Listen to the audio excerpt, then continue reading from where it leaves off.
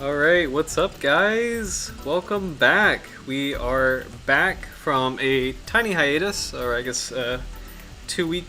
I guess we missed just one stream. Back from the sea. So, hello.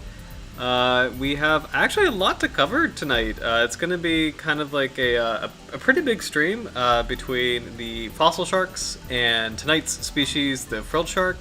And then catching up on the where I was. So, hey Howard, what's up? Welcome back. It's good to see you. Thank you so much for submitting your art. I'm really excited to showcase it tonight. Yeah, there's a lot to cover. How have you been? I'm enjoying a cup of what I got, black mint tea. So, and also kind of funny story. It's Roy, what's up, man? Cheers, welcome back. I was just about to say, it's been like a Monday for me. It's been pretty like very Monday-y, and then just kind of putting tonight's stream together, it's really like lifted me up and cheered me up, and I'm really excited to go over what we're going over today. So, oh shoot, okay, Roy, I don't think I got your art. Oh sweet, okay, let me get that quickly on here. Thank you for saying that. All right, I think I can do this live.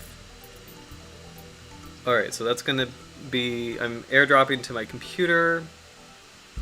Sweet. I think it's gonna be there. So, thank you. All right, so we have two fossil species. So, but thank you. I'm really excited to talk about our fossils tonight. So we've got three big parts for tonight. So we've got, and I think there we go. Let me put that on my desktop. Megalodon's on my desktop, right? Okay, awesome. All right, cool. Oh shoot, I kind of screwed everything up. Okay, awesome. So we've got three main parts for our stream tonight. So we've got catch-up on the weekend, and I wanted to kind of like, it's a really cool eco-tour place, so I wanted to just highlight it and talk about it for a bit. Then we'll dive into our fossil shark showcase, and then we'll dive even deeper into the frilled shark, Chlamydosalachus anguinians. So I thought it would be a really fun pick for tonight with the fossil theme. So yeah, so hope you guys have something like I got some tea, but like hope you guys have something cool and just yeah, so let's just dive in. So I'm just really excited. So I was gone last weekend on a pelagic wildlife tour out of Virginia Beach called Rudy Tours, and I wanted to take a moment to highlight them and kind of showcase them. KFC. Nice. It's pretty good.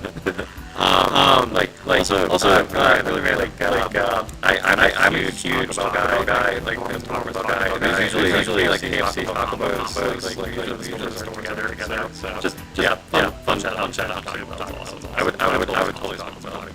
But anyway. Rudy Tours is this ecotourism company out of Virginia Beach. And if you ever visit Virginia or the Chesapeake Bay region, I highly recommend them. And I have got some like really cool photos from the trip last weekend.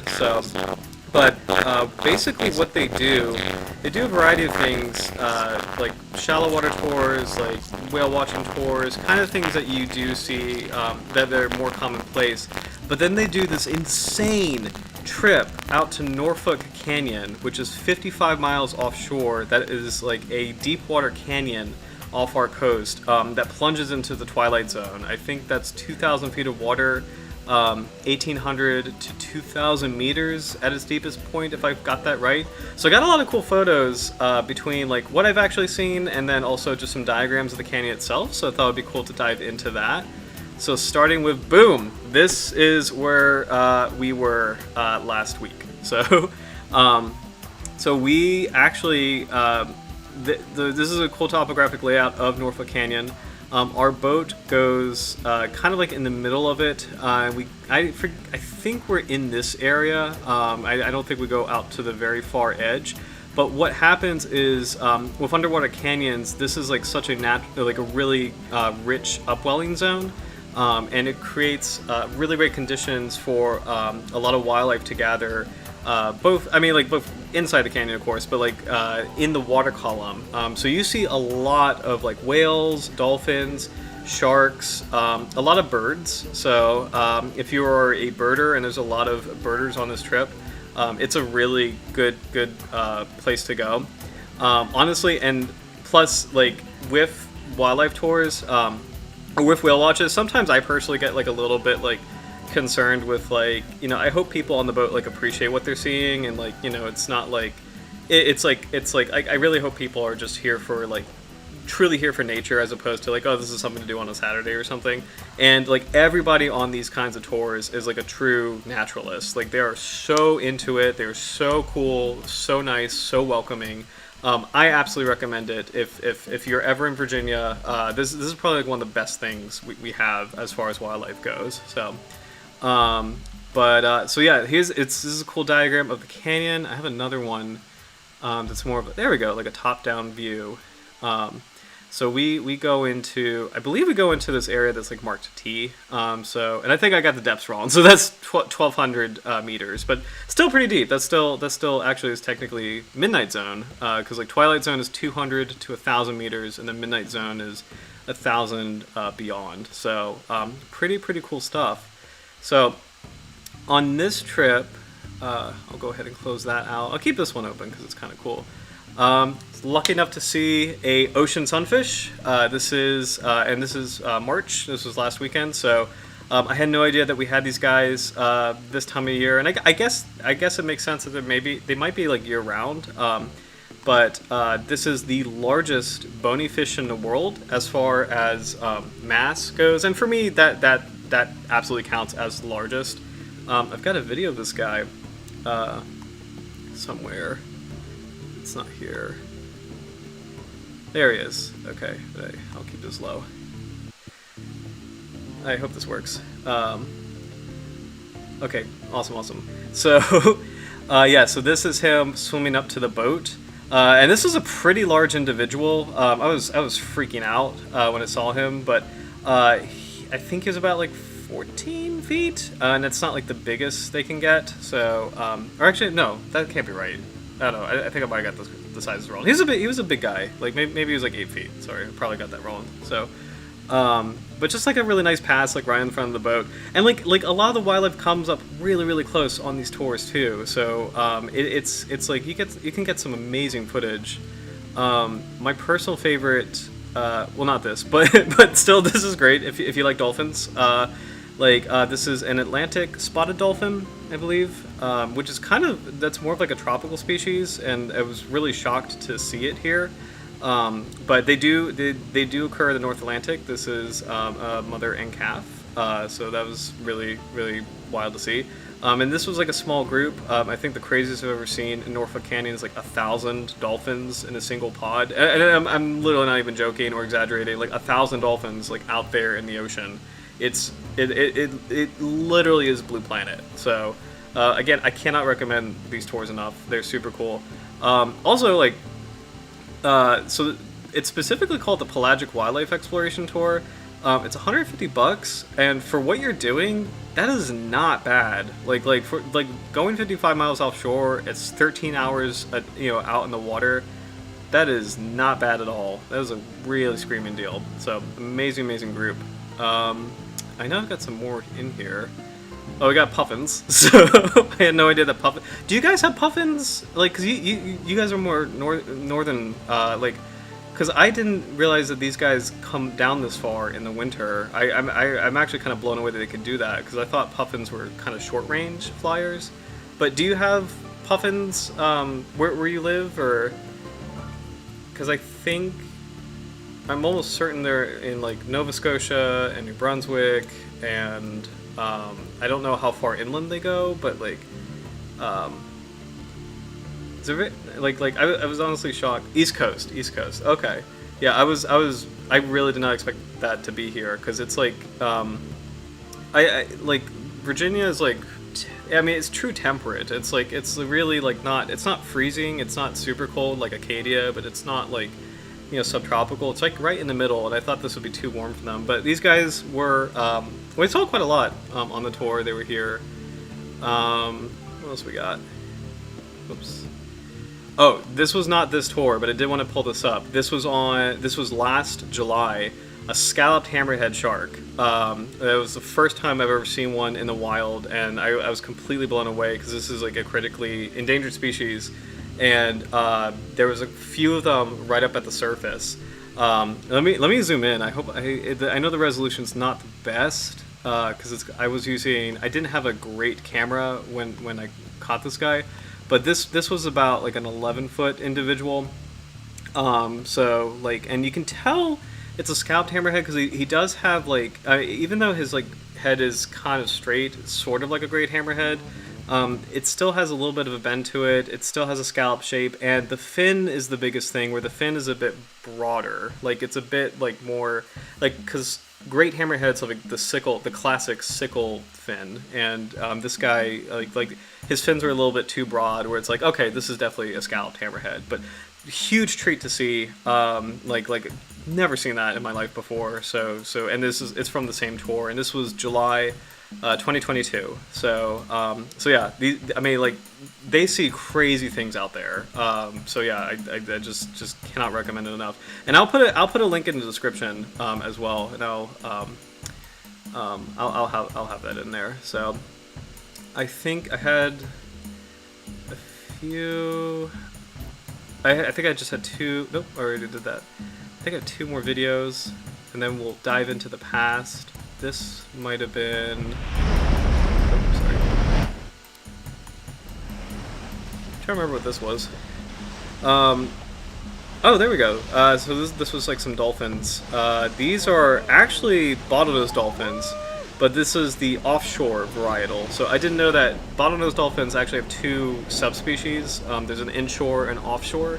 And I think the inshore dolphins are bigger, if I'm not mistaken. But this is still the same species. This is still a bottlenose dolphin. And bottlenose dolphins are really common around here. The inshore variety is very, very common in Virginia. So, but yeah, these guys love what they're doing right now is bow riding. And like pretty much every dolphin we see, like, does this, where it's like they love like the speed of the boat, and they love kind of joining in and just kind of like swimming with the boat. And I think that's a common behavior with a lot of dolphins, like wherever you are, doing like a wildlife tour. So, because I think Roy, you mentioned you've done whale watching before, right? Oh, and I just saw your comment. Smooth hammerheads look similar. Yes, they do.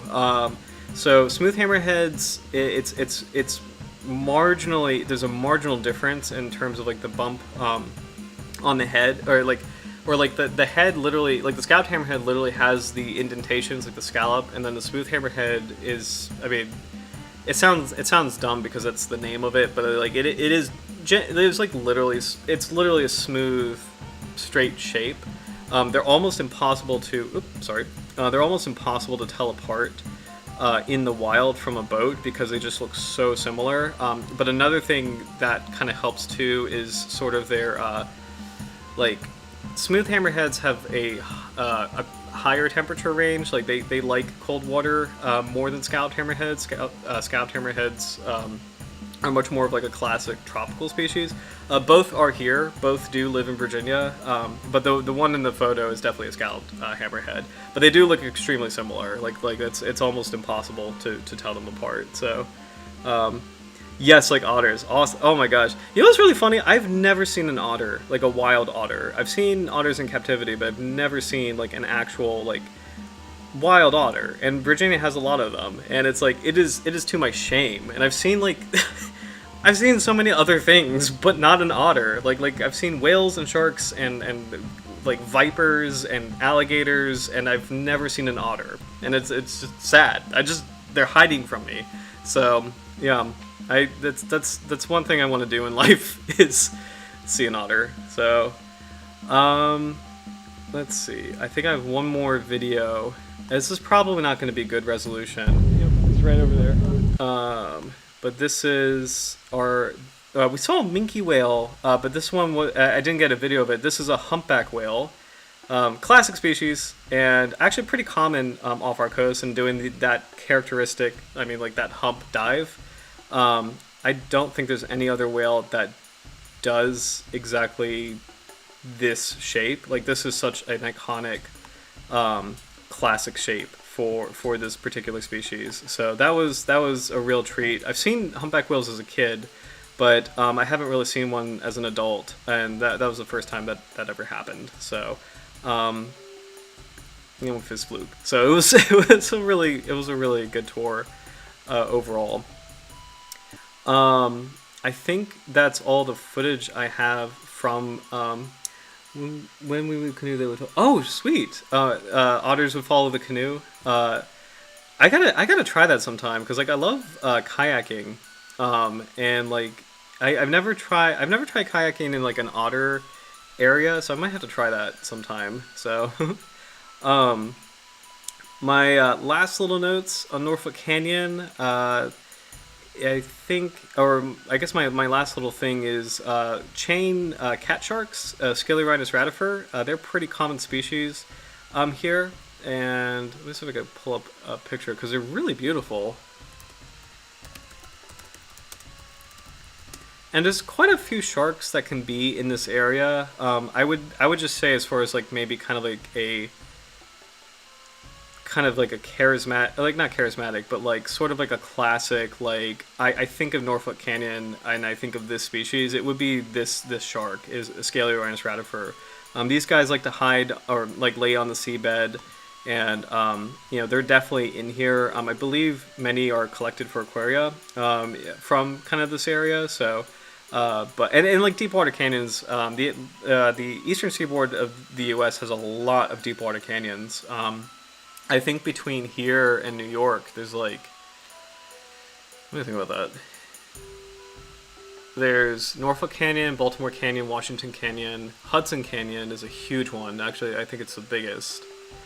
There's like 4 major canyons. There's a lot of smaller ones too. So, yes. So, Roy, I heard they're a pretty good captive species. Yes, they definitely are. They're pretty popular in aquaria here. We did. I did a high school internship in New England at Seacoast Science Center in Odiorne or Rye, New Hampshire, and they just imported like a little baby one for the display. So that was a shark I wasn't there long enough to like properly like care for it, kind of like learn how do you care for this shark in aquaria, but like.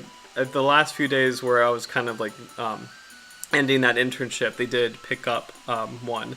And then I did go back with a friend a couple years later, and then they expanded their display. So they had like 3 or 4 of them in a really cool tank that you can, like, it was small enough that you can get like a really good look at them. So, and these sharks are really cool. They are egg-laying sharks, and some aquaria do have like eggs on display where you can actually, and a light behind the eggs where you can actually see the development. So as sort of like kind of an educational setup in terms of like, yeah, this shark, this is one of the group, this is a member of the group of sharks that lays eggs. So they are very this is a really good call. They are very popular in aquaria. So and I think that's okay, I think it's everything I have on the canyon. From this tour in particular, they have seen white sharks, dusky sharks. What else have they seen? And I have not seen these, but white sharks, dusky sharks, smooth hammerheads. They actually have seen smooth hammerheads. And I feel like I'm missing one. Silky sharks. Those are the ones, as far as I know, that they've seen on these tours. And then the scalloped hammerhead that I was fortunate enough to see. So once again, it's Rudy Tours. I will put the link in the description. They're super cool. And if they ever see this video, thank you guys. You guys are absolutely awesome. And if a viewer sees this video in the next year or so, this is like one of Virginia's best kept secrets. I think. Like, it's not a secret, but it's just like I don't think they have. I don't think this is as well known as it should be. And I kind of want to keep it that way, even though I'm publishing this on YouTube. They're really awesome, and just like it's a really good, it's a gem. It's a hidden gem so far. So Definitely recommend. So, all right, let's talk about some fossils. So, we have, and Roy, let me pull up. Well, actually, we'll start with Howard. So we did a fossil showcase. So it's not a contest. It's more of like I wanted to see like what everybody came up with in terms of. Actually, yeah. Let's pull up. Let's pull up. I have so many things on my desktop. Oh shoot! Where did I put that? Megalodon. There we go. Okay. I think it'd be kind of cool to talk about both at once because it is like a showcase. So open with preview. Also, is this the joke I made? Yeah, this is really random, but like, I don't know if you guys ever seen Meet the Robinsons. I had a movie night with my friends. I personally really do not like this movie, and I've been complaining about this movie forever. And this is the doofy thing I made. So there's that. So this is a Thanos Meet the Robinsons dumb joke that we will move on from. But people like that movie, but I'm not one of those people. So, but anyway, fossil sharks. So thank you guys. Let me get the sizes right. There we go. Make sure everything's framed right. These are great. Actually, these are both awesome. Okay, let me make sure on the. Oh shoot! I feel like I'm. Sorry, Roy. I feel like I'm smushing yours away under the display. I don't mean to do that.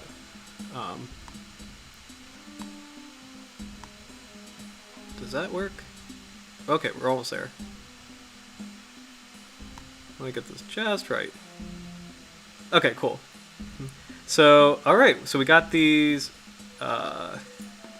Fossil species Atotis megalodon and Pleurocanthus robustus. So I'm pretty sure Pleurocanthus is going to be the older one in Permian, so we'll start with him. But Howard, this is absolutely fantastic. Thank you so much for submitting this. And okay. There we go. Super cool. All right. This is awesome. Actually, I mean, I know I said like the Bahamas saw shark was probably your best piece yet. This is like right up there. I think honestly, this is really cool. Like, and I love seeing this this distinctive spine. So this is something. What is the group, the fossil group for these kinds of sharks? Because this is a really famous group. But like I forget what it's called. But this is super cool to see. Oh, sorry. And I love the coloration on this, and it's really fun to see that this is like the Tonight Shark, like being the Frilled Shark. It's fun to see that this is not too far off from it as far as like the body shape being more like anguilliform, or like eel-like. Kind of continuous dorsal fin, really broad caudal fin. Like, it's such a unique caudal fin because that's like even on both sides. So. Oh yeah, nice. How's your audience are so nice to look at though. It's like a Bob Ross painting. I love that. Awesome. I agreed, Roy. These are so good. The lighting and the shading are so, or like the color scheme is like really great on this. Like I love the smooth transition from like kind of like more like this lime, like lemony yellow, down into like this deep, like you could tell this is like kind of like a cool estuarine like.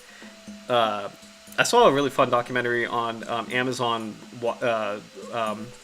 underwater life lately. It's reminding me of that. This is really cool, kind of like this watercolor. So, and these plants are actually also suggesting of that too. And the tree, like kind of more like this is like an estuarine lagoon or like mangrove environment for this species. Super cool. Love the detail on like what is this? You said this is. We have Acanthodes gracilis, last is the spiny fish, and then Woodwardopterus freemanorum. I don't know if I got that right. Freemanorum, a Eurypterid sea scorpion. Awesome. That is super cool. I love the detail on this. This is super cool. Oh man.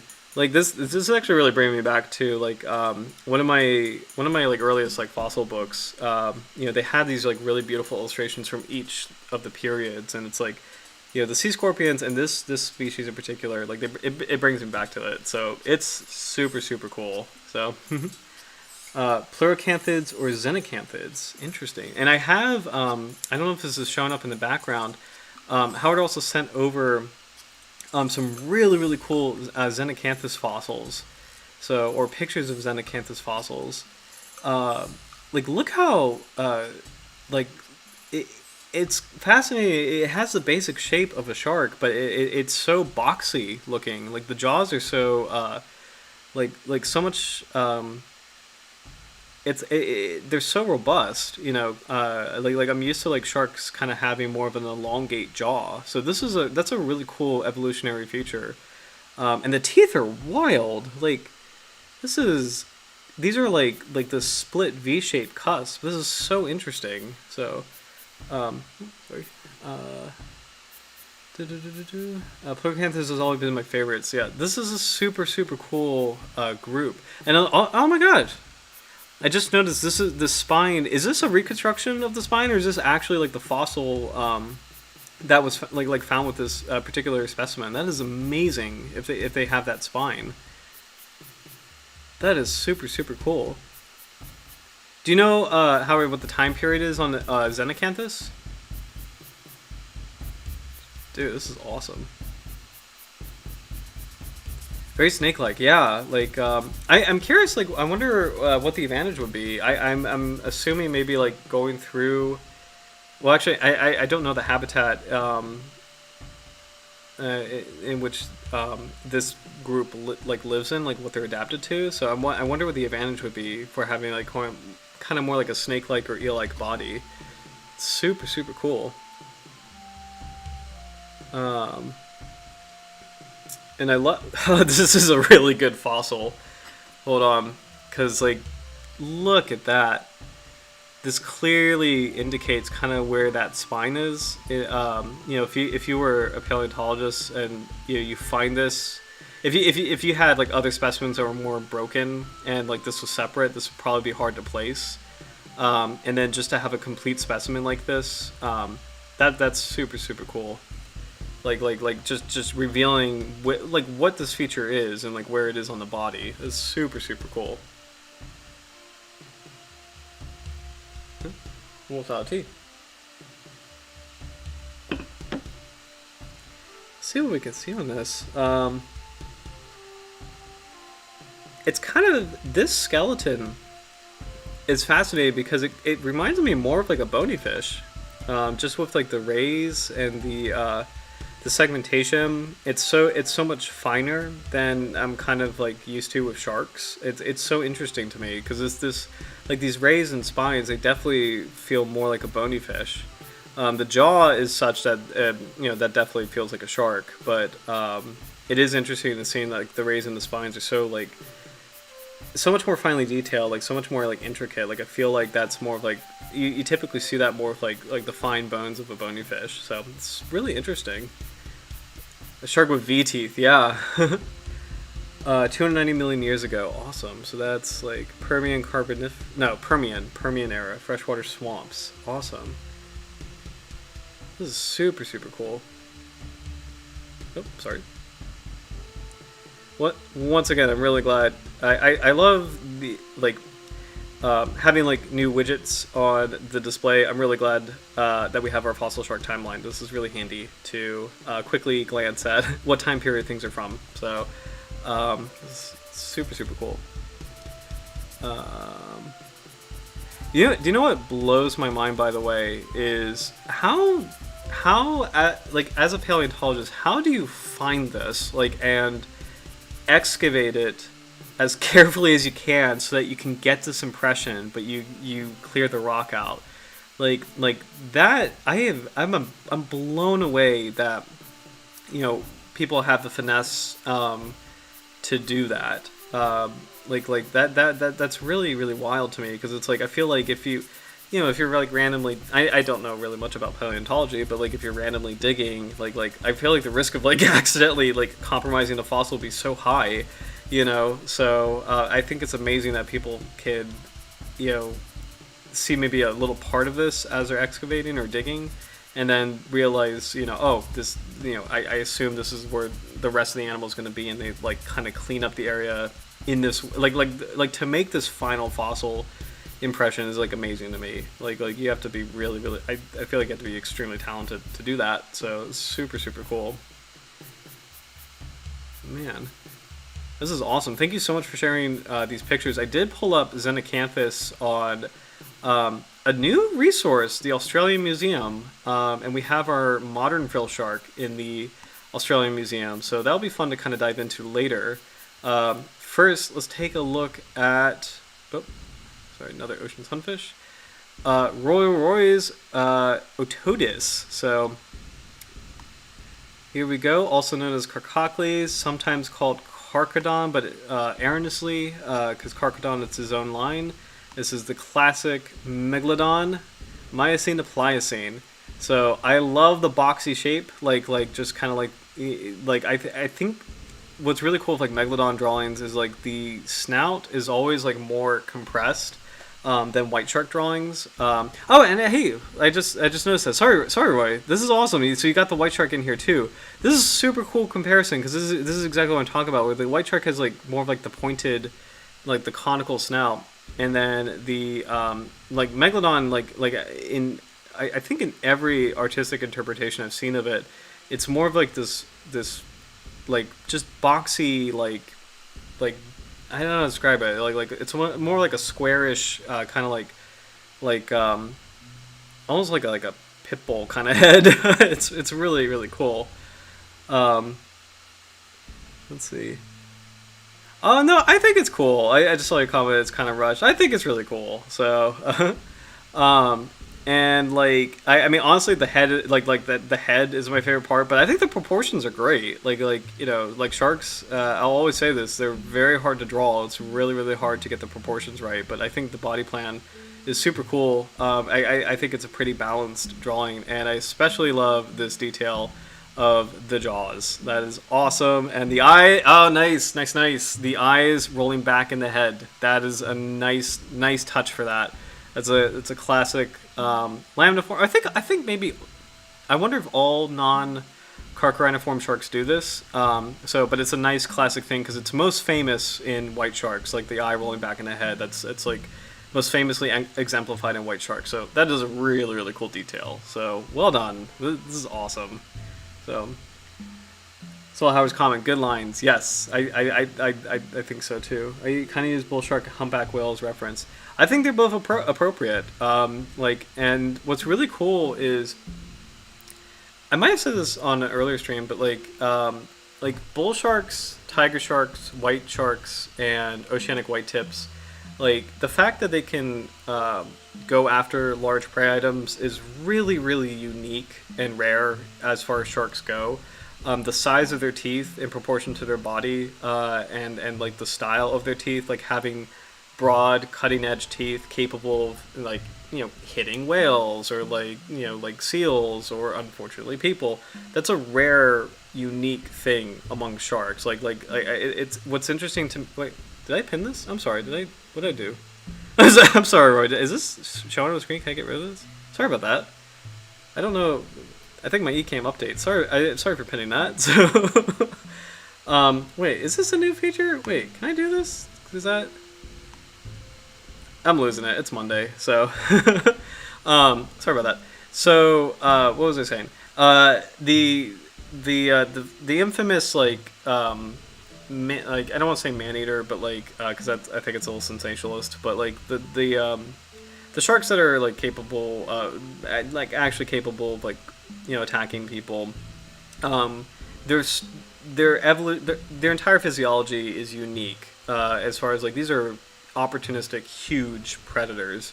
And so, long story short, referencing a bull shark to make a megalodon, that's a sensible way to go. That's a really good direction, and a good design instinct, because it's it's such a unique niche to be able to be a large predator capable of handling a large variety of big prey items like cetaceans and pinnipeds. Like that's a rare thing in shark world. So it's a really cool design sense.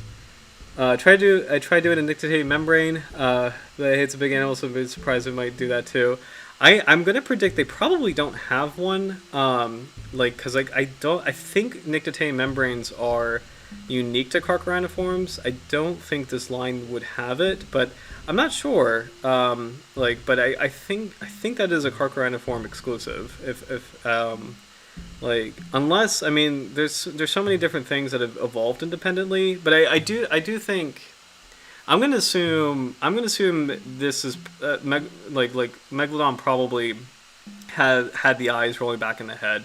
That would probably make the most sense to me, because I like the nictitating membrane is so unique to carcharaniforms. I think that's probably, I'm gonna assume the eyes rolling back in the head. So I love the size comparison. This is super cool. Biggest predator to have ever lived. So, or biggest. This is tricky. Like the line of biggest predator is tricky because it's technically blue whale. It's technically a predator, technically, but as far as how we understand a predator, I mean, biggest predator to have ever lived. So, super cool. So, well done, guys. What I'm going to do, thank you for submitting these. What I'm going to do is, because they're a part of a showcase, and I think kind of throughout the year, I might do more fossil shark showcases where, I think it'll be cool to collect these pieces, and then ideally, I kind of want to make a tree of life sort of thing, or some kind of timeline. So, these two pieces specifically will begin that. So I probably will do more of these showcase things later in the year. But thank you so much for submitting. They're both really cool, and I just appreciate you guys participating. So thank you. So also, what's fun is when I announced that was the first time I used the YouTube what do you call it? The pin announcement thingy. It's or posting, whatever. I forget what YouTube calls it, but that's fun to know that it has that feature, like Facebook, which frankly I think Facebook is getting much worse, and so it's nice to know that YouTube does these things. So, all right. So tonight we've got the Frilled Shark, Chlamydosalachus inguinans. Got a lot of cool and different resources on this species. So this is a classic prehistoric quote-unquote species. It's such a unique, or not unique, it's such an interesting misnomer, because it's I think the idea when people talk about prehistoric sharks is the evolutionary line is so unchanged. Sharks like the frilled shark have existed for so long. This whole the body plan is so unchanged throughout the years that's why it's called a prehistoric shark. But it's also a misnomer because it's this is just as evolved as a hammerhead. This particular species is with us right now, and all the adaptations and the genes that have survived today, survive in a modern environment. So I think, for me, it's a little nitpick, but for me, it's I personally don't look at this as a fossil shark. I look at this as this is just as modern as any other species, but it's very popularly known as a living fossil. So that's probably what frilled sharks I think are most famous for culturally. Physiologically, they are most famous for the frill. It's this bizarre, I don't know if I can get a good shot of this, but just how the gill slits are placed on the body. They kind of jut out and encircle the entire head almost, like a frill. So it kind of reminds me a little bit of Dilophosaurus from Jurassic Park. So it's such a, I mean, it doesn't expand or anything, but just sort of that whole frill analogy. Kind of barely reminds me of that. So it's such a freaky looking individual species. So we've got some footage. I slowed it down so we can maximize our time with it, but this is, I think, from Discovery Channel is done some things that are not so great and some things that are great. And this is one of the things that is great is the alien sharks. That's probably one of their better specials. So this is footage from that. So, but yeah, look at those. Look at the frill like in life, like just like the blood red, like it's so freaky. And it's nice to see like a living frilled shark in its natural habitat acting normally, because the one that we saw a couple weeks ago, it definitely was not healthy. Something was wrong, just the way it was moving, and this is better. It's still moving kind of like strangely in a funny way, but like it's definitely, you can sort of tell that this is its natural way. Like just whoa. Oh, this is so cool. Oh, this is so cool. Sorry, I'm really getting wrapped up in this. They share the same type of multicuspid teeth as Xenacanthus. Good call. Wait, let's zoom in on that. Wait, hold on, because there was a really good shot. Look at that. Oh. Actually, maybe I should do a photo, because that would probably be the best resolution. I wonder if I can get a photo of that. We got an illustration. No.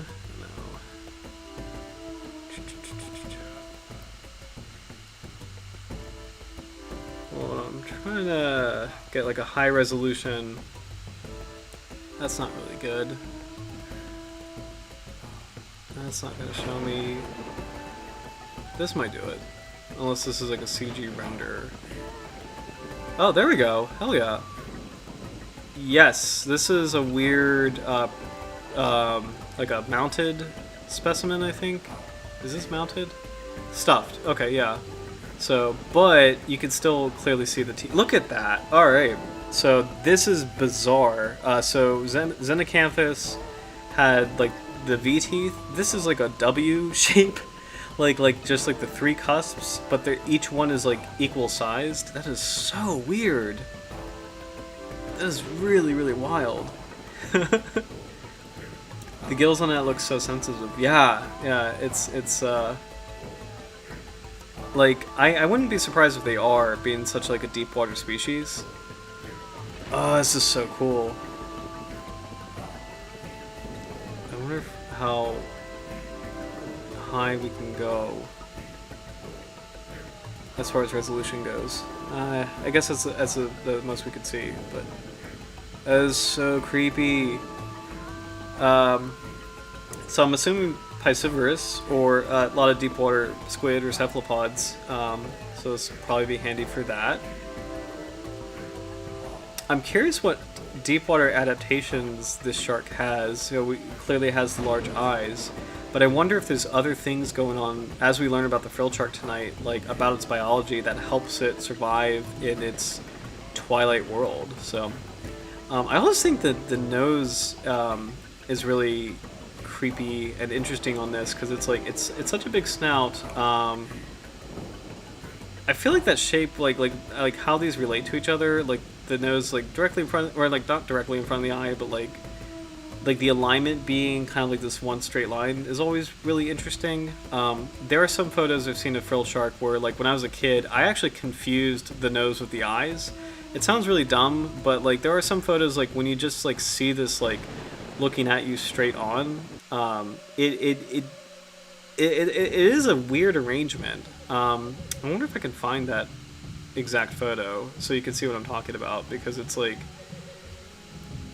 pretty famous like forward-facing photo of the species. Oh man, these are so cool. Oh my gosh, these are so cool. I'm bouncing around between fish base, fishes of Australia. This is such a freaky shark. Let's go back to the living individual, and let's see if we could slow this down even more. I wonder if I could make this full screen, actually. We'll do half speed, because I don't want it to be super, super laggy. Piscivorous for sure. Good call, good call. We'll start here. Can I do full screen? Will that screw anything up? I think we're okay if we do full screen. Alright. Oh man. I said this before, but I definitely I would be so down to be in a deep sea sub. Like I don't know if I'll be able to do that in my lifetime, but if I have the opportunity, absolutely I'd be so down. I'd be so down for that. Oh. So do you know what I just noticed that is kind of wild? Look at this. Like this fold on the belly. Like is that like a full fin? Because if so, that is, or is that kind of like I can't tell if that's like a fin, like almost like a keel of the ship, you know, kind of on the midline. That's what that kind of looks like, but I could be wrong about that. But if so, that is such a weird and unique thing for this shark. I think it is. I think that is on the midline. That is so strange. He's got these little paddly fins, kind of like orca flippers a little bit. This is so cool. Eyes are enormous. This is so cool.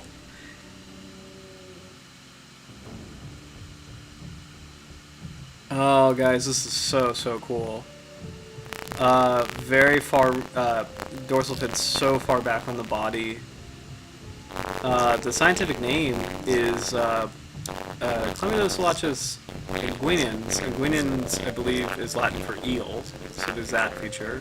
I don't know what chlamydia means. Solachus means shark, but I forget what chlamydia means, so we should look that up. That is so cool. Okay, some good shots. It's so freaky. I like the eyes like yellow turquoise. Even in light is really. It's actually really pretty. It's a really good little shark. The pupil is like it's a really cool color. Okay, this is like one of my favorite deepwater sharks now. This is super amazing.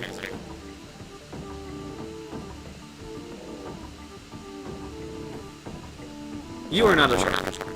Alright, that is really cool. Let's leave on this frame. Like just like this, look at this, like these eyes in the darkness. This is so cool. Man. Looks like it's used for balance. So yeah. Ooh, do they biofluoresce? That is a good question. I don't think they do, but I could be wrong. Let's dive into some biology. Let's figure out what these guys are all about. I think fish base probably be a good little quick dive into it. Fish base usually doesn't have like a lot of deep information, but it's a good little starting point. So we'll start with that. So, all right, Chlamydosolachus inguinans, the frilled shark, discovered in 1884. Ooh, chlamydos means cloak or mantle, referring to the first pair of gill slits that fit like a cloak or frill around the throat. Selachos is cartilaginous fish, i.e. shark or ray. I've always been in the school that selachii means sharks exclusively, so for me selachos means just shark. I don't think that really means ray, because ray I always thought was like batoids is rays, so, but anyway. Inguinans, Latin for snake-like, haha, or eel-like in shape, awesome. So this is the cloaker mantle shark, or the eel-like cloaker mantle shark is what the Latin name translates to. That's super cool. Marine bathydemersal, depth range from 0 to 1570 meters, so usually 120 to 1280 meters. So it can be found in the sunlit zone, and it looks like the twilight zone is its favorite place, but it can also be in the midnight zone. So, patchy distribution. Where is this? Like, no, wait, we don't have these, do we? We do not have these. Eastern Atlantic, Northern Norway. 3 specimens have been recorded in the Western Atlantic. What? I gotta check that out. I do not think we have these. No way. Now this is taking a while to load, so I'll let that load while we keep learning. Let's see.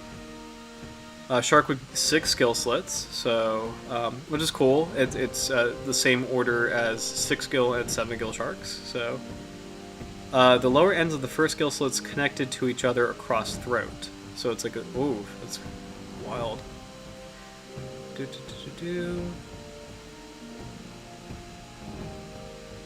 Anal fin larger than dorsal fin. Caudal fin with weak ventral lobe. An uncommon primitive shark found on outer continental and insular shelves and upper slopes, usually between 120 and 1280 meters, but occasionally caught at the surface. Feeds on other sharks. This eats other sharks. That is really cool. So that's probably, I'm gonna assume it's like lantern sharks, maybe? Squid and bony fish. That eats other sharks. That's really cool. Wow. A lot of deepwater species have wide distribution. Good point, Howard. That's a really good point. So that I guess we might site can't be reached. I guess we might have them. Let's see what IUCN Red List has. They've got one in this is actually really cool. This little spot right here is near a zone called the Triple Junction. It's where I think 3 continental plates meet. The North American plate, the Eurasian plate, and the African plate. They all meet in this area, and that's actually part of why the Azores, I think these are the Azores, right? Are in this part of the ocean, because it's like the collision of the continents is lifting the islands up. Are these the Azores? I'm pretty sure these are the Azores. I can't 100% tell, but anyway. But it's cool that they caught one in this area, because this whole triangle is the triple junction zone between the continents, which is really cool. Don't see a record here, but we've got them in Southern California, Baja California, or Baja, Mexico, Hawaii. Ireland, Norway, Scotland, Spain, Portugal, France, Morocco. These are cool. Very, very interesting. Let's see. Ovoviparous, litter sizes range from 2 to 10.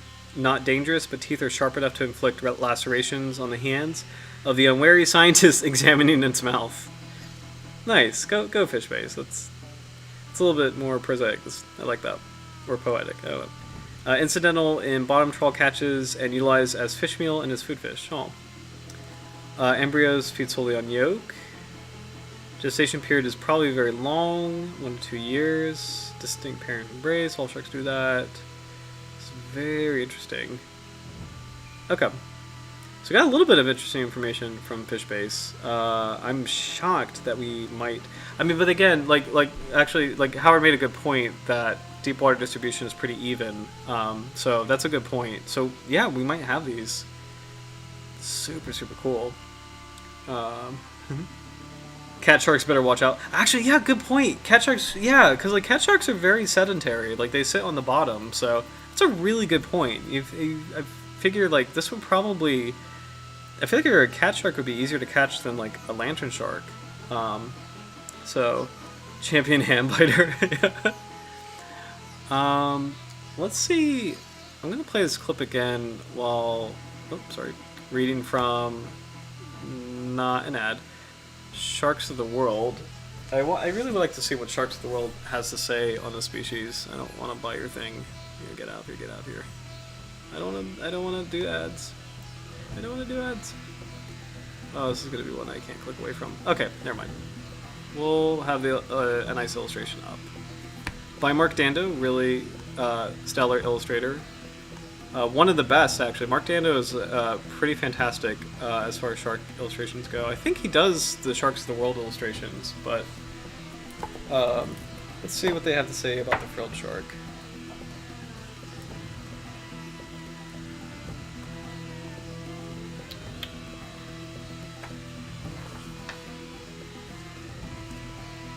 Okay. Ooh, feeds on actively swimming deep sea squid and fishes. So this guy is a squid eater. Is there like a fancy word for squid eater? Like, I forget what squid's scientific name is. Like, or like, I forget exactly what you call like a squid in Latin, but.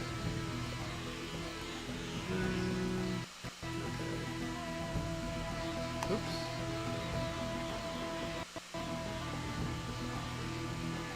Alright, there we go. Including smaller sharks, so eat smaller sharks. Swimming, the habit of swimming with mouth open may lure prey to conspicuous white teeth. So that's interesting. Because it is it is odd that it swims with like its mouth like agape like that. So that's actually really cool. That it could be, it's not bioluminescence, but it could still be something that maybe fish are enticed by, like the brightness of the teeth.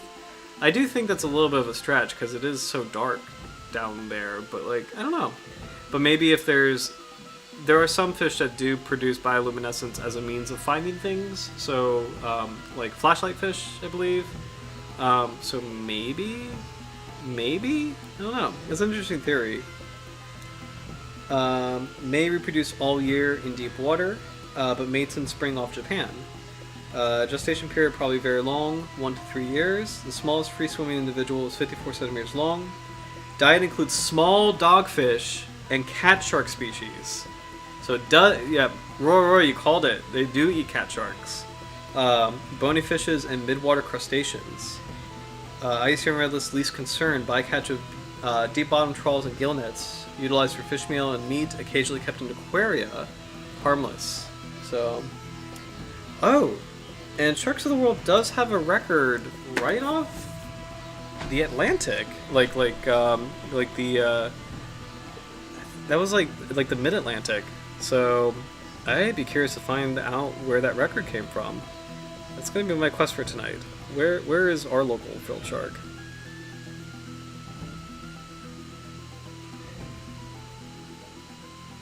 You know what? Maybe it is like a lure, like swimming, like I don't know, like maybe the teeth, like I don't know, like because that is such an odd habit, like swimming with the mouth open. I don't know. It's kind of fascinating. Or not kind of fascinating, like extremely fascinating, but calamariivore. Nice. I like that. A calamariivore as a squid eater. Fantastic. Alright, so this is Shark Research Institute. Let's see what they have to say on the frilled shark.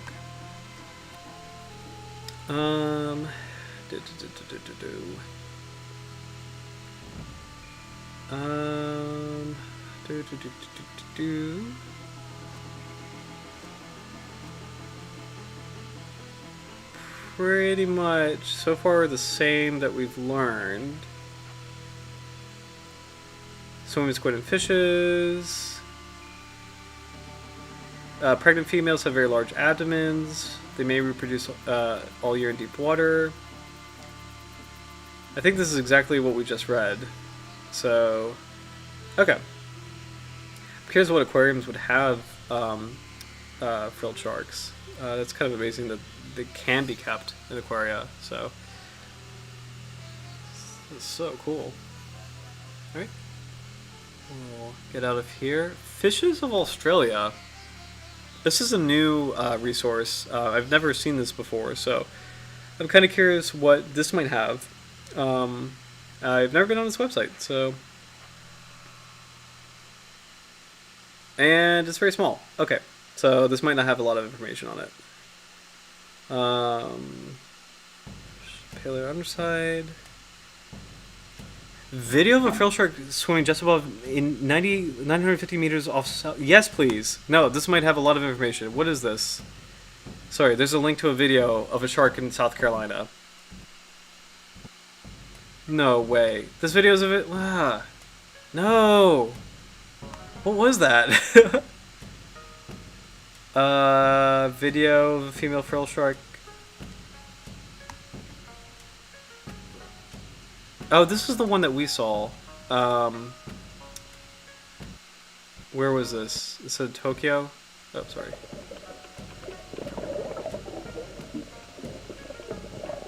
This is, yeah, this is the one that we've seen where this didn't seem like a healthy individual. Still a really a cool shot of the gills and everything, but just like the body posture and just.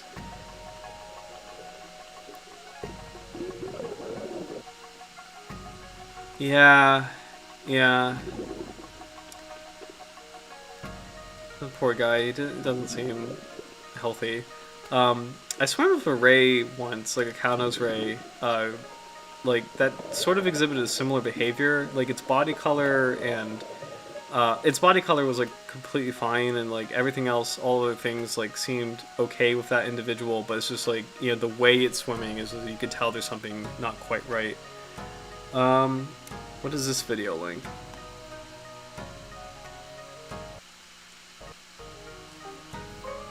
An ad with a puppy. Alright, we'll let that load. Man, I got so excited about the yeah, thanks Roy. I appreciate that. Yeah, that's how I feel. I got so excited about that South Carolina video. I was like, no way. But oh, sorry. It's really. Oh, skip ad. Yeah, let's skip this. Here we go.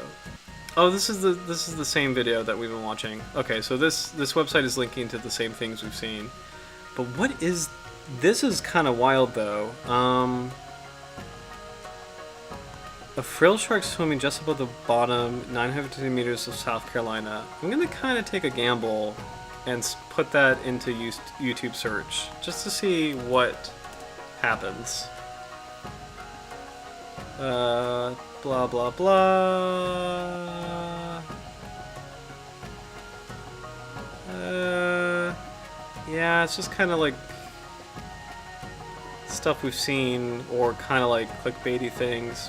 I can't stand. I don't know if you guys have ever seen this, the GoPro Man video. I can't stand that video. This is pretty slick editing. This is a fake video of a guy swimming away from or allegedly swimming away from a white shark. Just wanted to call that out. I can't stand this video. Fun fact. Okay, so yeah, this is probably not going to show up because this is. I'm gonna try the Googles and I will give up on that, because like that kind of blows my mind.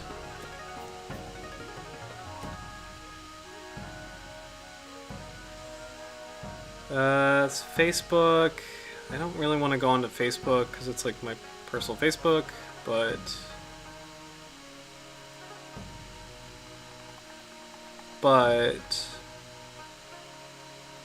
this is from South Carolina Department of Natural Resources. Department of Natural Resources. Frilled Shark.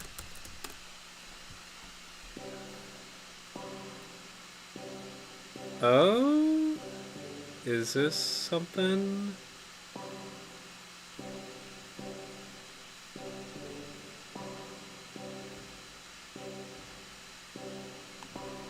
This might be it. The first known video footage of a frilled shark, Clavidosolatus, in its natural habitat. Can I click on this? No. Well, watching a video of Scott. Okay, so let's see what this is. This is NOAA Ocean Explorer. In the past week, we visited deeper side of the Gulf Stream along the latitude of 3130 transect. The currents down there are swift by deep ocean standards. The video taken by the Johnson Sea Link, very very famous research sub, or I don't know if it's the right term for that. Camera shows a seafloor that looks surprisingly like the desert southwest. It is quite barren, having been scoured of most of its sediments from thousands of years under the Gulf Stream. The rocky outcroppings hang out over the seafloor like the rounded, wind-blown rocks in a desert. By the way, this is a really cool model of like, pressure and like how pressure affects the body. So I think if I'm reading this correctly, these are all the same size at the surface, but then the deeper you go, the more compressed, the more intense the pressure is, and the more of effect it has on your body. This is down to 2,000 feet. What is that in meters? That is... That's 600 meters. So that's Twilight Zone. And then this is 3,000 feet.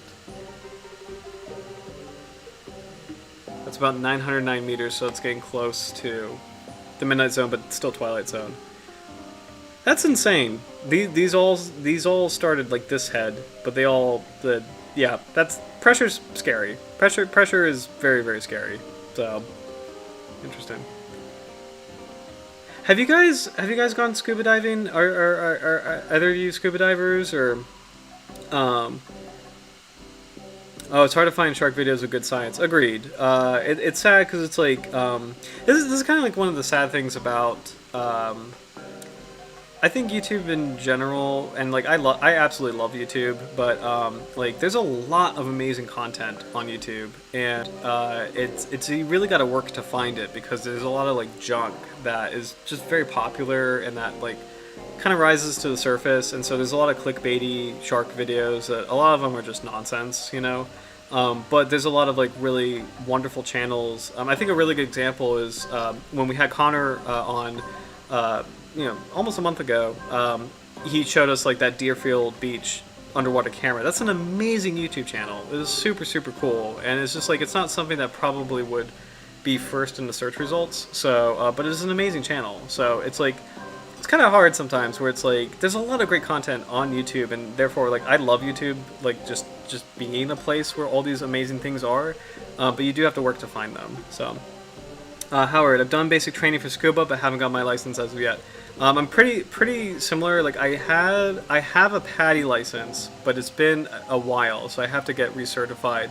I'm trying to do SSI this summer, so but high five, like because it's scuba's hard. I mean, in terms of like diving is pricey to begin with, and then it's also, I mean, it is a physically intense sport. Like in terms of like actually not just physically, but kind of like some people can like do it.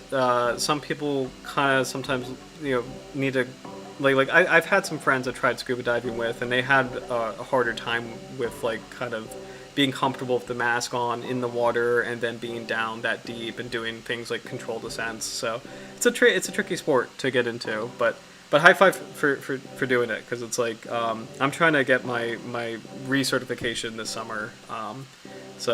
But even as far as shallow water goes, pressure is like no joke, because it's like it's part of why you have to be careful as you ascend and like slow as you ascend, and that's only 10, 20 to I forget what safe diving is like for open water is like 40 meters, and then when you look at these head sculptures and it's like hundreds of meters, it's just unbelievable to think about. So top 10 reasons Megalodon still exists 3 a.m.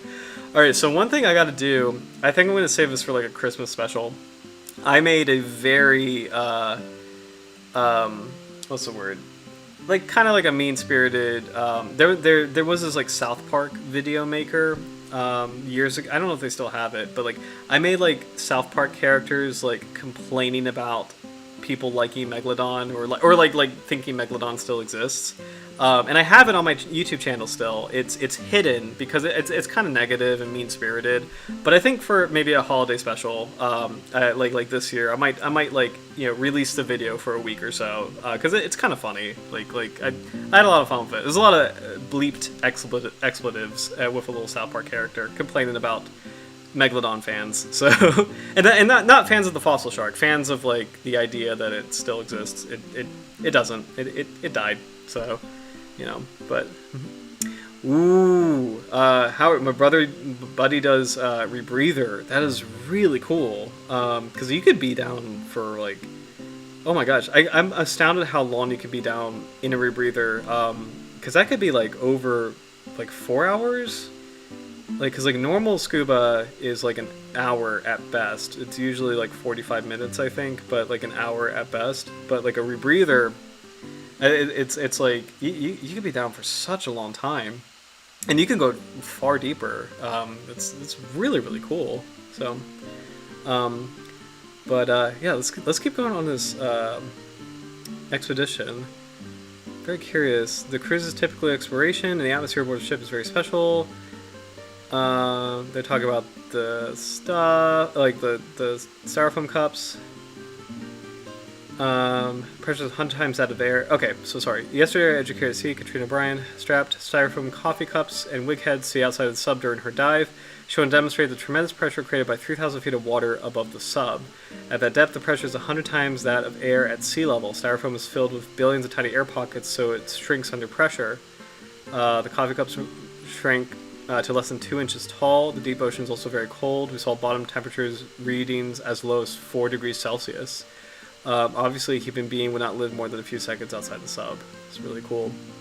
You know what's kind of amazing is it's amazing that the deep ocean is 4 degrees Celsius, but that's still like it's still not freezing, you know. And so it's kind of amazing to think about, like, there's some situations where the deep sea is warmer than, like, you know, surface temperature, you know, 0 degrees being like freezing point of water.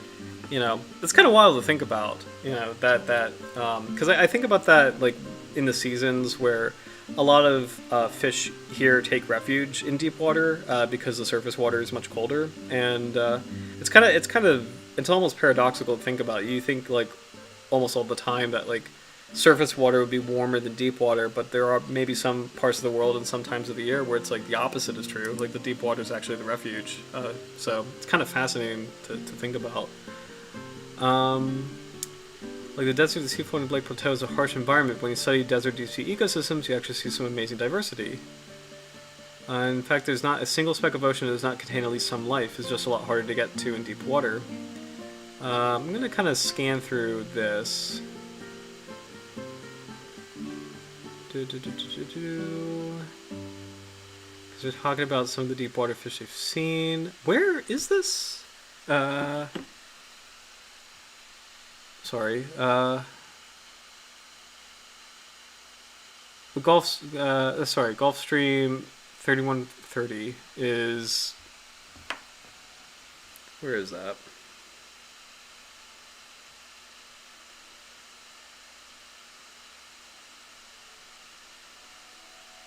Almost there. I think if I might have this wrong, but I think shoot. I think this is genuinely the South Carolina thing. Let me sure I got this right. I'm not the poor nits sometimes.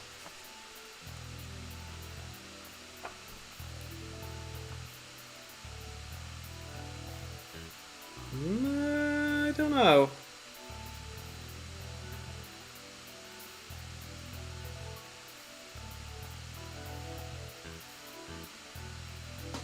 I don't know if I got this right. Yeah. I don't know where this is. Like, let's see.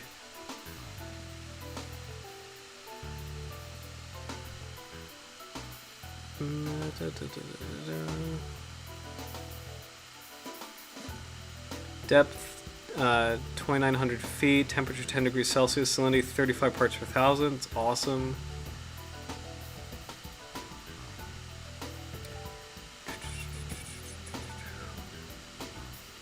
Okay.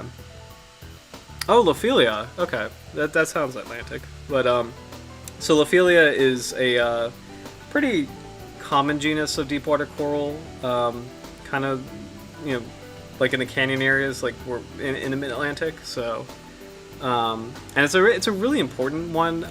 Some Lophelia, if I'm not mistaken, can be hundreds of years old, or some colonies of Lophelia could be hundreds of years old. Like, some of them have been, like, around since, like in the Atlantic, some of them have been around since, like, the English first arrived, like 400 years ago. It's crazy to think about. Okay, so while watching a video of Scott's dive, Josh identified a frilled shark swimming over the sea bottom that was covered with tiny sand dunes. The species has been on rare occasion caught or taken in bottom trawls. To the knowledge of everyone on board, however, this is the first time anyone had ever seen the rare species in its natural habitat.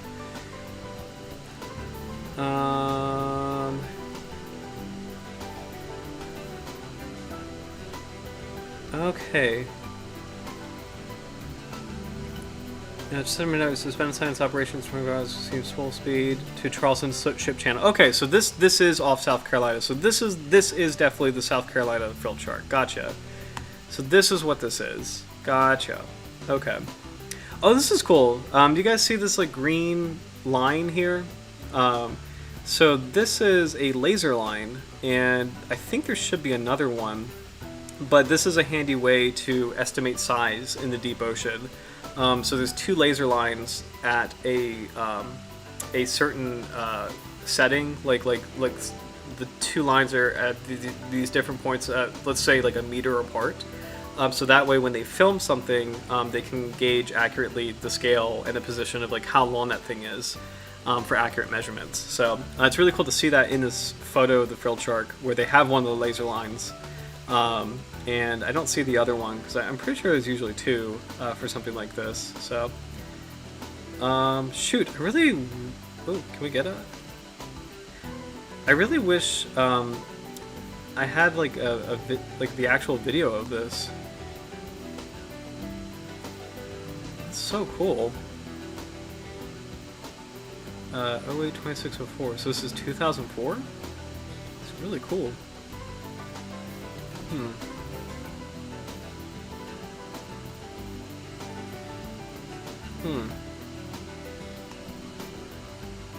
And I guess this is a map where they found it? This is cool. Okay. I probably won't stay on this. If I can't, like, quickly find a video, I probably will not stay on this, but at least we know, like, kind of what that image is, and, like, and confirmed, I guess we have Frilled Sharks in the Western Atlantic, which is just mind-blowing to me. I never knew that. I have like a handy little list of sharks in my backyard, and that was not on that list, so that's actually extremely cool. So, oh.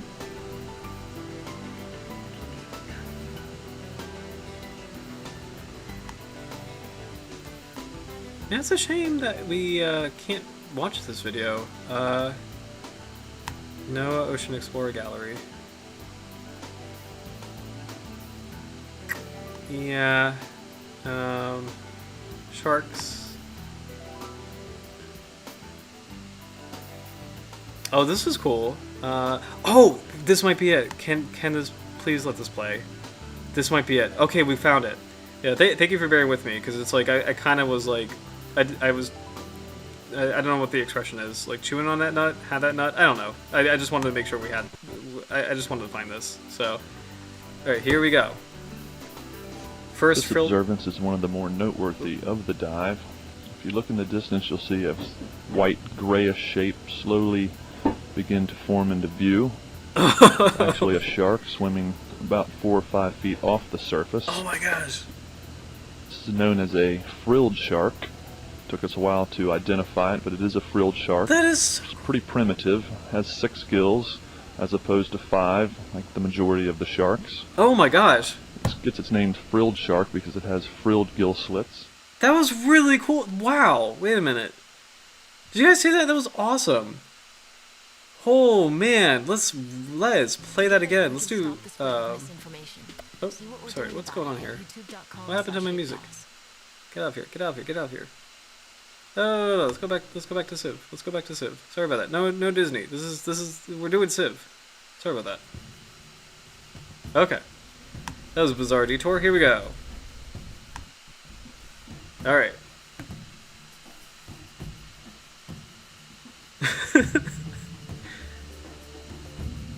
Okay.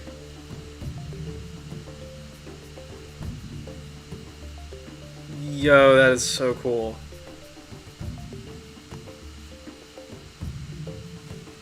I know it's really grainy, but like this is amazing. This is amazing footage. And this actually is maybe like that. I might vote that might be the healthiest looking frilled shark we've seen so far, because the other one, even though the alien sharks footage is like so much higher quality, that individual, I don't know, it just this guy in this area, it's a complete straight line. That was such a quick reaction. But then I guess the first video did have a quick reaction though too.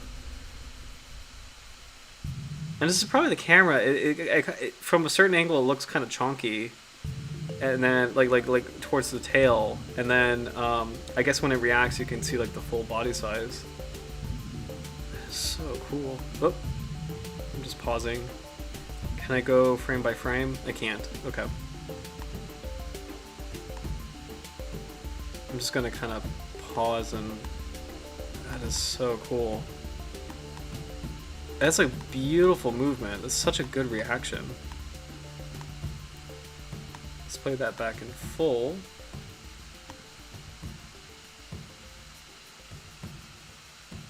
That is so cool. I mean, that's really rapid. Like that's a really good. And how deep was this? 2,800 feet. What is that in meters? Let's go back to this guy. That's amazing.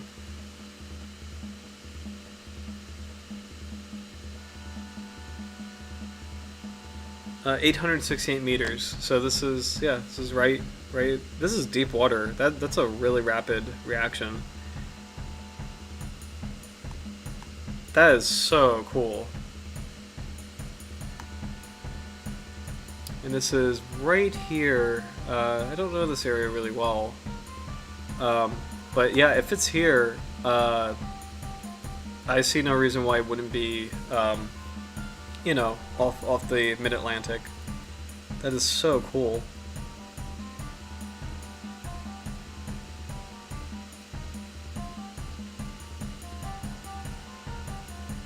Wow.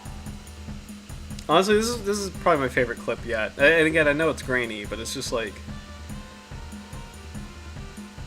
I had no idea we had these. I just did not know.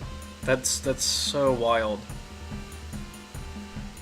Cool. Cheers, guys. That's super cool. So, all right. So, the way it stops swimming, does it do a similar air buoyancy tactic like the sand tiger? Good question. I probably not. Just because it's like I think because I'm wondering.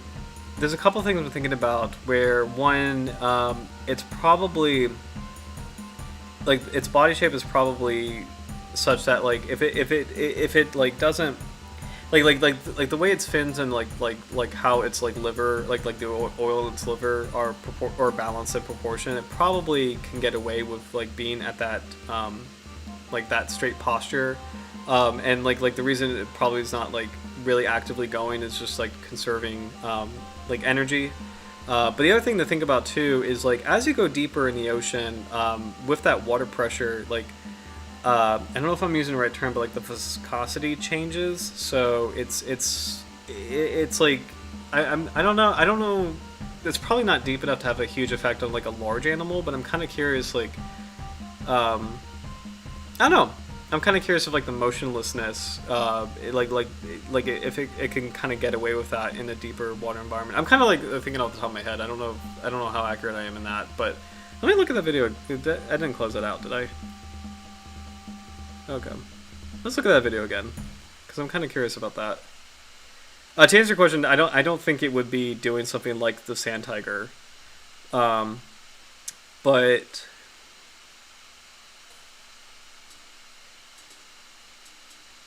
And he is propelling himself forward with his fin. His fin is going back and forth.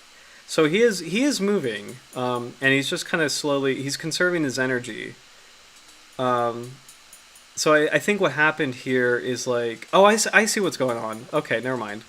This is what's going on. So in the very beginning, he is swimming, and then there's a moment where he stops, and so like, but he keeps moving forward because he's already created that thrust.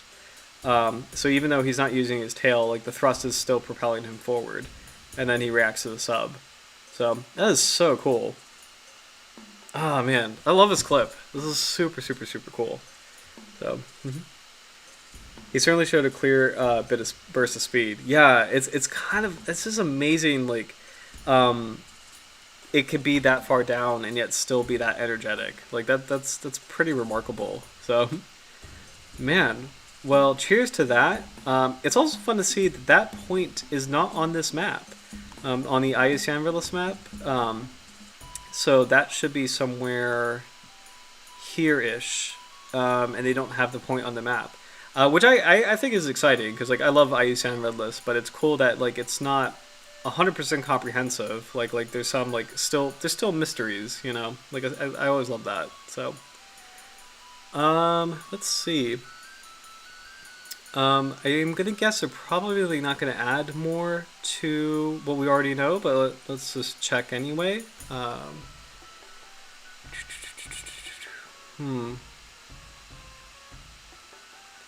Metrotropic, possible destination period.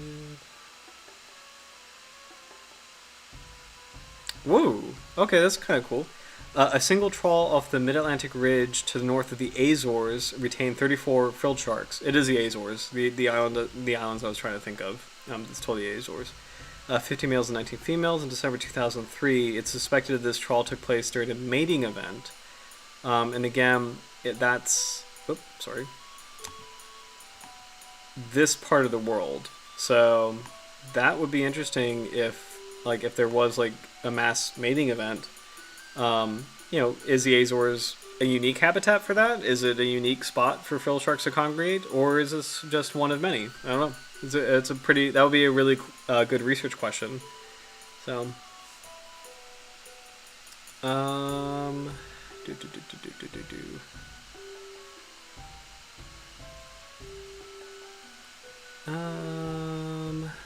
species cage attackers bycatch. Noted on occasion in Japan at fish markets. Oh, deepwater fisheries have expanded at an annual rate of 62.5 meters depth per decade over the last half century, 1950 to 2004. There is some concern that if deepwater fisheries continue to expand, bycatch for the species may also increase. However, in many of the countries where the species has been encountered, New Zealand, Australia, European waters, and the United States, effective management at depth restrictions to fisheries are in place. Okay. Nonetheless, species-specific fisheries catch and monitoring data would help understand the impact that bycatch is having on the species. In Australian waters, a considerable portion of the depth range of the species is outside the activity of commercial trawl fisheries, so it's expected that bycatch levels would be low to negligible. Catch levels are low in the southern and eastern scalefish and shark fishery. This is really fascinating. I've never heard of this before. The deepwater fisheries have expanded at an annual rate of 62.5 meters. That's really cool. Well, it's not cool. It's not good, but I've never heard of that metric before. So that's really important to know. And yeah, that's actually really interesting.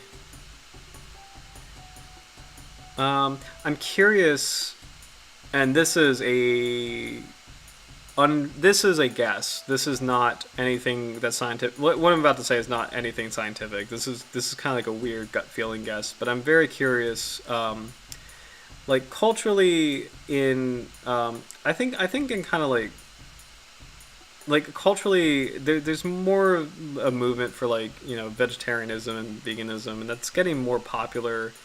And I'm just kind of curious someday if like that will outpace the demand of fisheries someday. I do not think that would happen anytime soon, but I'm a little curious if there will be like a weird asymptote someday, in terms of like how deep will we fish for, like how much will we fish for, how long will fisheries keep expanding, and when will the point be where it stops and then maybe even shrinks. I'm kind of curious about that. So again, there's no science in what I just said. I'm just literally thinking out loud.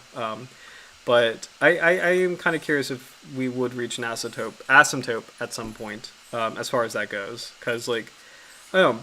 I think as doom and gloom as conservation can be, I think sometimes people lose sight of the fact that we've really gained a lot of ground in a very short amount of time. Conservation became popularized. I can't speak. It's Monday.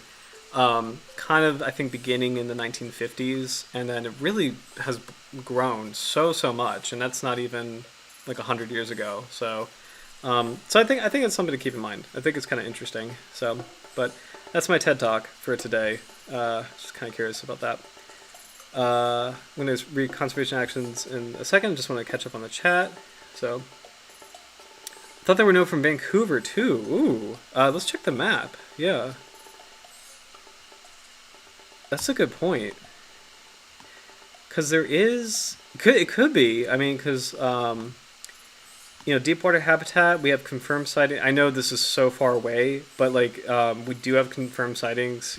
Like in California, and it's like, I mean, deepwater habitat being uniform, maybe. I mean, possibly, possibly. Let's look that up actually. Vancouver frilled shark.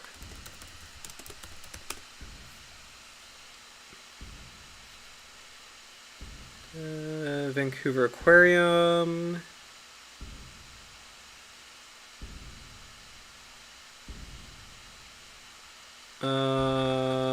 Actually, you know what? Forgive me. I forget what province is Vancouver. That is British Columbia. British Columbia. Okay, British Columbia. All right, British Columbia frilled shark. Oh. Australian coast. I don't know.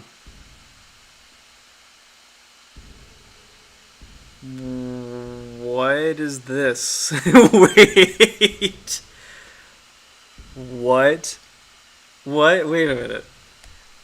Rolphodon goliath is an extinct species of large frilled shark that lived during the late Campanian stage of the late Cretaceous in Angola's southern Benguela Basin. It was really described as a species. Wait, am I going crazy? I literally thought I saw British Columbia here. Oh, here we go. Shark fauna of the Campanian and Formby Island, British Columbia, Canada. An insight into diversity of Cretaceous deepwater assemblages. Oh, so this might be a shark that was talked about in this study.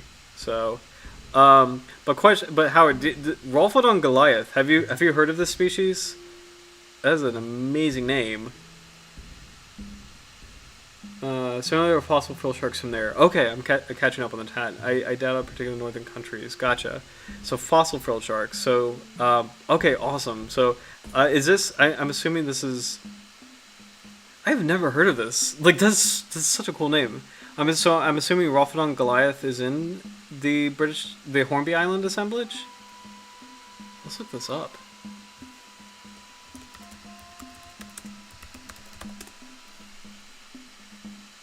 That's a cool picture. This is a real fish. This is a, what do you call this?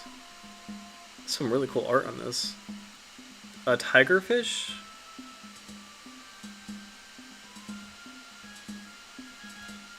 I'm not even joking. That's a real fish. Hold on. Tigerfish? I believe it's from the Amazon. Yeah, there you go. Tigerfish. Holy, oh my god. Sorry, I'm kind of going off the rails. Look at that. Look how crazy that thing looks. That is amazing. And terrifying. I am definitely a sea person. I am not... rivers are amazing, but this would terrify me.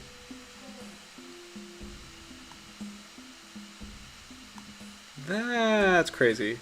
I was telling a friend of mine yesterday, we want to plan a trip together, and she and I were originally talking about maybe going to Europe or South America, and then I said maybe let's not go to South America. There's a lot of very scary, dangerous things, in some of the places we were looking at, and I'm going to add this to the list. This is a very awesome but terrifying fish in the river. Let's go back to Rolphodon goliath.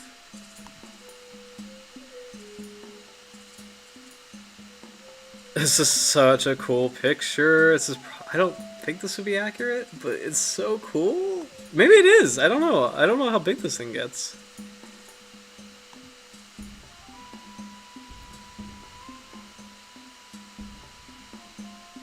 That is so cool. Actually, you know what? That's actually a really beautiful drawing. That might be legit, the tigerfish looks so much meaner than the tiger shark. Yeah, literally.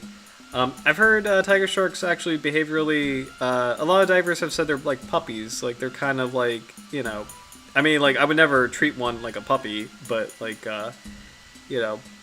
tiger sharks have a very I've heard people tell me, like divers have told me that they have sort of like a lazy-ish personality on a lot of the dives they've been on. But I would never underestimate a tiger shark. That's still a very dangerous shark.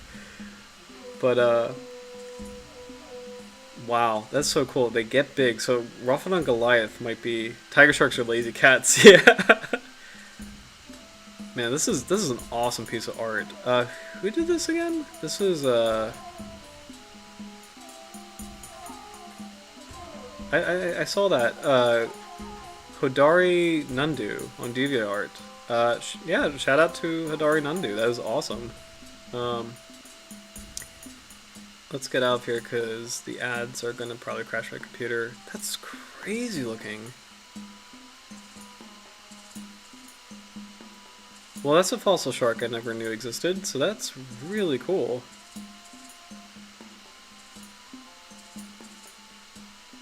Wait, hold on. Is this bird feeding? No, this is... I don't know what's going on here. What is this piece of art? This is a dinosaur ripping out another dinosaur's tongue. I thought this was like a bizarre... I didn't know what I was seeing for a second. Sorry, curious. Anyway, alright. We were getting back to... Why did we... Oh, British Columbia. Okay. I love I love like the portals we jump through on the streams because it's like it's so interesting, like leading into different things. Like so I never knew there was a prehistoric frilled shark. That's awesome. We were, and I had a conservation soapbox, which brings me back to conservation. So let's see. There are national and regional initiatives aimed at reducing bycatch deepwater sharks, which benefit the frilled shark. In the European Union, based on advice from the International Council of the Exploration of Seas, ICES, to end fishing for deepwater sharks, awesome. The European Union Fisheries Council established a zero total allowable catch (TAC) limitation for the sharks most vulnerable to overexploitation in 2007. That's wonderful. It's absolutely fantastic. In 2010, the EU Fisheries Council added frilled shark to this measure and set the deepwater shark TAC at 0 starting in 2012. The EU also introduced a zero bycatch allowance on the same deepwater shark species in 2012. The Commonwealth trawl sector of the Australian, southern and eastern scalefish and shark fishery, most areas below 700 meters are closed to trawling, thus locally providing refuge for this species. If deeper areas were to be reopened for orange roughy fishing, orange roughy, there you go, then bycatch levels of this and other deepwater sharks should be monitored. Interesting. So, wow, this is very, very, very interesting. I really appreciate these measures, like the effort behind these measures kind of being in place. Like, in the time they've been in place, because, like, you know, global population is continuing to rise, and just, I don't know, this is good. Let's see, images and links. Oh, I probably can't go too far there. We're actually almost at 11, so I think what we'll do is I do have a couple more tabs that I kind of want to dive into, but in the meantime, do you guys have any thoughts on next week's shark? Because like I'm totally open to anything.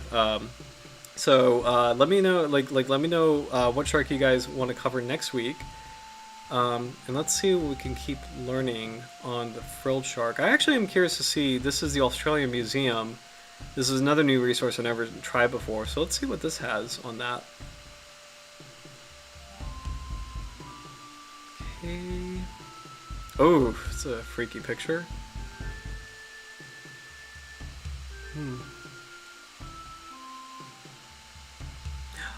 What? A 3D interactive model? What? This cannot... What? Oh shoot! I probably should have seen. Sorry, we should probably check this at the beginning. What is this? Processing.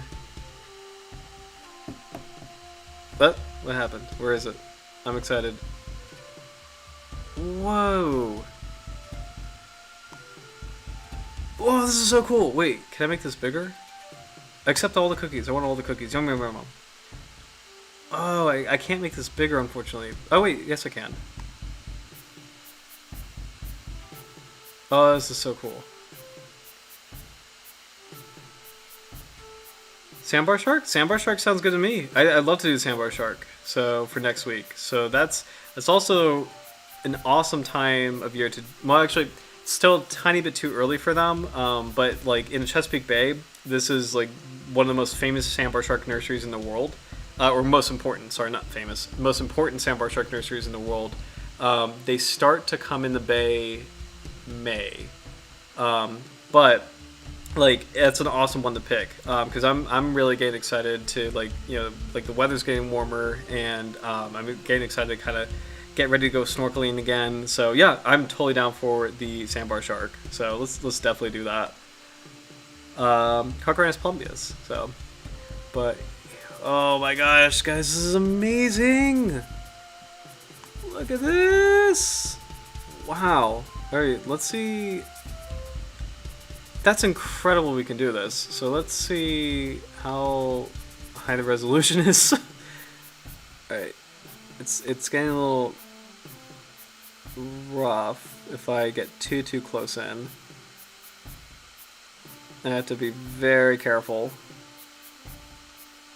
That's nuts. Alright, so we can see.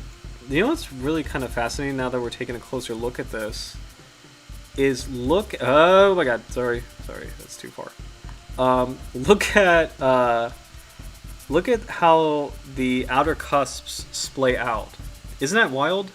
Like you've got, I don't think I've ever seen a tooth type like that, and I'm kind of curious what the advantage is. I guess to kind of maximize coverage as far as like the angle at which this shark bites something. I've never seen cusplets like, or not cusplets, but cusps splayed out like that. You have this like center line, and then this kind of curved angle. It's pretty interesting on the outside. This is so cool. Now, can I'm trying to figure out the controls on this. Okay, we're getting there. I think I can do this. Trying to position this. Oh, I would really like to see how the first. Oops, sorry. How the first gill slit fuses. I cannot believe we're doing this right now.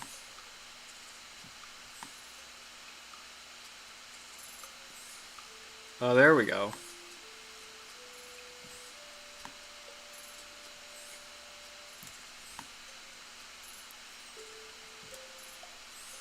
Okay, there we go. So this is like the classic collar. Like this is where it gets its name from. It's this first gill slit, or this first. This first gill coming together in the middle, but like flaying out. Like this is the iconic frill. So the other gill slits or the other gills don't fuse or merge in the middle, but the first one does. That is pretty amazing to see. Was it scanned? I don't know, but my guess is this is so good that I am absolutely going to guess yes. It kind of makes me think, this sounds so random, but it makes me think of like Lord of the Rings, like the Lord of the Rings trilogy, where they would make the maquettes of things like the cave troll, and then they would scan it so that they can digitally animate it later. So they start with like a physical clay model and then scan it later. So the detail is incredible. The nuances are such that I absolutely think this is a scanned model. So that is my guess. I would be willing to bet money on that. But once we get out of the screen, I'll double check that. So, and if someone just made this, then like kudos to that. That's a brilliant artist. But I'm pretty sure this is scanned. So it's kind of cool to see firsthand. So that midline. So I was accurate. I was right about that. Like that is like a kind of like a keel. Like this is, and that's so unique. That is so wild. Like, there's not a lot of shark. I can't name another shark that has this feature actually. And that's so. It's almost like an eel. I mean, like an eel has this. This is so crazy, so wild. Oh, this is my control on this. Trying to get. Oh, there we go. That's what I've been trying to do. This is so cool. Seeing like the turn. So this is a female frilled shark.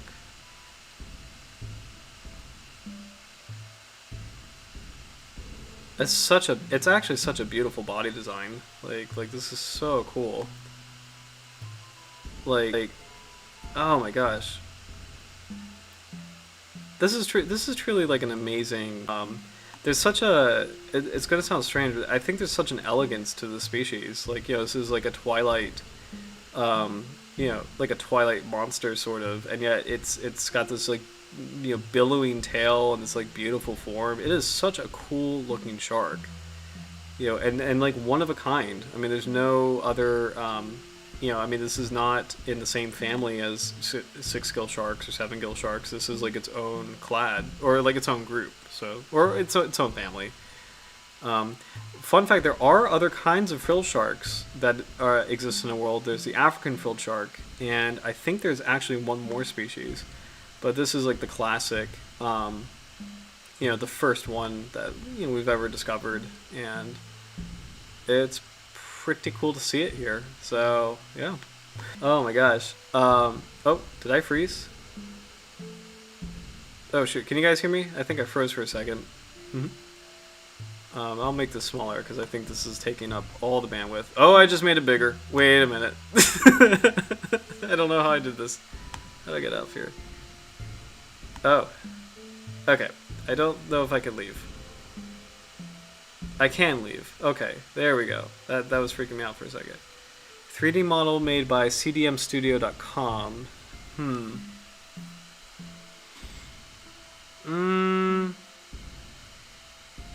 I wonder if there's a credit at the end.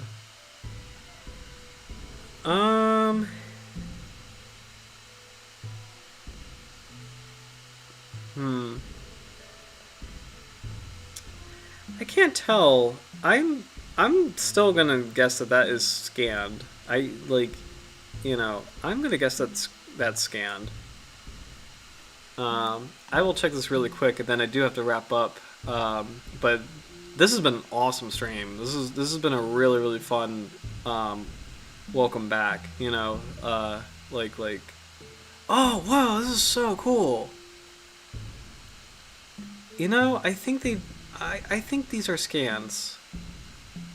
Molding and if they've got this finesse with like making these like physical models, I'm gonna guess that everything else. Whoa, I don't know. Now that's kind of making me. Well, actually, if they do have this finesse of making physical models, then it's like maybe they can make that.